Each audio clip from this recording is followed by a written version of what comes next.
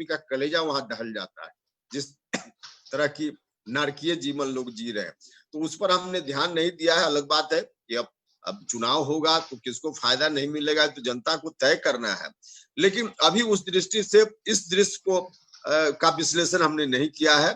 अब ठीक बात है, हम लोग पॉलिटिकल लोग हैं और डेमोक्रेसी में, पॉलिटिकल सिस्टम में भाग लेना है, तो स्वाभाविक रूप से हम चाहेंगे कि उसका लाभ हमको मिले, लेकिन हमारा मकसद, अभी जो यात्रा हमारी थी उसका मकसद यह नहीं था।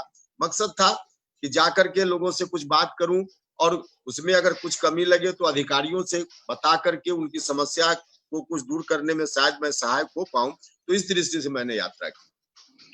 आप रोहतास चले गए वैशाली से, लेकिन तेजस्वी यादव जब गोपालगंज जा रहे थे तो उनको रोक दिया गया। अब इसमें तो न हम गोपालगंज जाने में थे और न हम रोकने वाले में हैं, हम तो इसमें हम क्या बताएंगे। नहीं, ये सवाल मैंने इसलिए पूछा कुशवाहा जी, क्योंकि आप ही लोग के महागठबंधन के सहयोगी हैं जीतन राम मांझी जी। उन्होंने कहा कि तेजस्वी यादव कास्ट पॉलिटिक्स के से जब तक अलग नहीं होंगे तब तक वो सभी वर्गों की राजनीति नहीं कर पाएंगे। आपको ऐसा लगता है कि गोपालगंज का मामला एक स्पेसिफिक मामला हो गया, इसलिए तेजस्वी यादव वहां बढ़ रहे थे? क्योंकि मांझी जी को यह लग रहा है, इसलिए सवाल आपसे, आपने कोई रिएक्शन उस पर नहीं दिया। मैं ये जानना चाहता हूं कि मांझी जी जो बोल रहे थे वो सही था या तेजस्वी यादव की राजनीतिक लाइन सही थी? देखिए, उसमें इस बात पर चर्चा करने का मतलब है, जैसे मांझी जी ने जो कुछ भी कहा, तेजस्वी जी ने जो कुछ किया और कहा, इस बात का ज्यादा विश्लेषण अगर हम सार्वजनिक मंच पर करें तो कहीं न कहीं मैं समझ सकता महागठबंधन हूँ। के अंदर की बात की चर्चा हो जाएगी। इसलिए मैं जी जी, मुनासिब नहीं समझता हूं कि इस बात की चर्चा मैं इस मंच पर करूं। नहीं, मेरा मेरा काम है सवाल पूछना, जवाब आप दें या ना दें, तो ठीक इसलिए मैंने है। ये सवाल पूछा।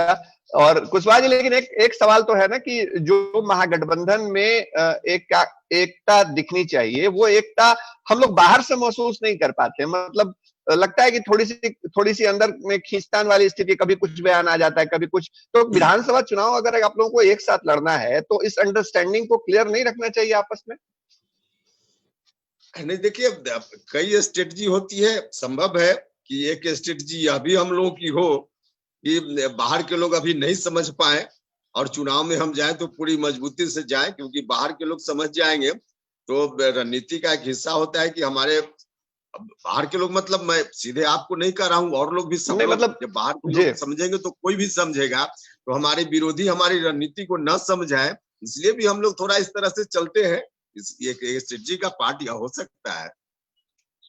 एक तो स्थिति ये है कि कोरोना महामारी के बीच में जो सुविधाएं हैं, जो पीड़ित हैं, प्रवासी हैं, उनको मदद में कोताही, और सरकार जो दावे कर रही है वो दावे जमीन पर कम उतरते दिख रहे हैं।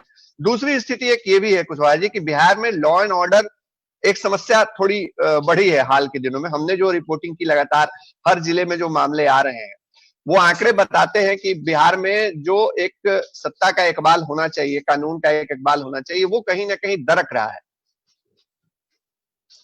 हाँ, निश्चित रूप से आपकी बात बिल्कुल सच है। और नीतीश जी बार बार जो पुराने दिनों की याद को सामने ला करके और अपना राजनीतिक लाभ लेने की कोशिश करते रहे हैं।